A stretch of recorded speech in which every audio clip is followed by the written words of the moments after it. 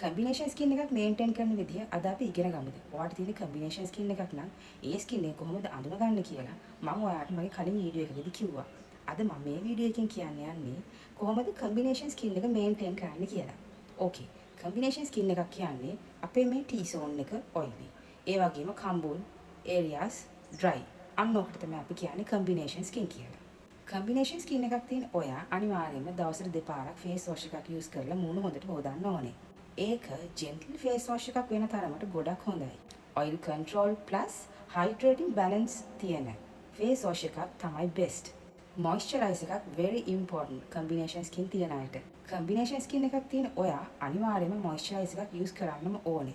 ඒ මොයිස්චරයිස් එක මොන වගේ වෙන්න ඕනේද? මෙහෙමයි. ඒක අනිවාර්යයෙන්ම ලයිට් ජෙල් මොයිස්චරයිස් එකක් වෙන තරමට හොඳයි.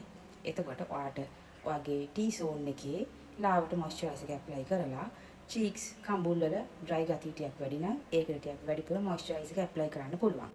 ඒ වගේම අර මම කියනවා වගේ සන්ස්ක්‍රීන් එක මිස් කරගන්න එපා.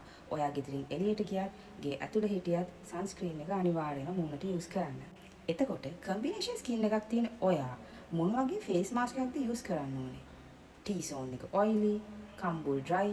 එහෙමනම් ඔයා යූස් කරන්න ඕනේ මොන වගේ ෆේස් මාස්ක් එකක්ද?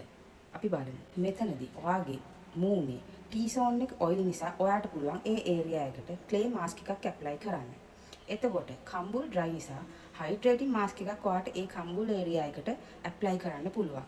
මේක සතියට එකපාරක් කරන්න. සතියට දෙසරයක් කරත් ඒකේ ප්‍රශ්නයක් නැහැ. තව simple habits ටිකක් කියලා දෙන්න. ඕනාට වඩා මූණ ටච් කරන්න යන්න එපා. T zone එක oily වෙනකොට blotting paper එකක් use කරලා ඒ oil ටික හිමින් අයින් කරගන්න. heavy creams මූණට ගන්න එපා, avoid කරන්න. ඒ වගේම තමයි හොඳට වතුර බොන්න. එහෙමනම් මෙන්න මේ වීඩියෝ එක කම්බිනේෂන් ස්කින් එක තියෙන ඔයාට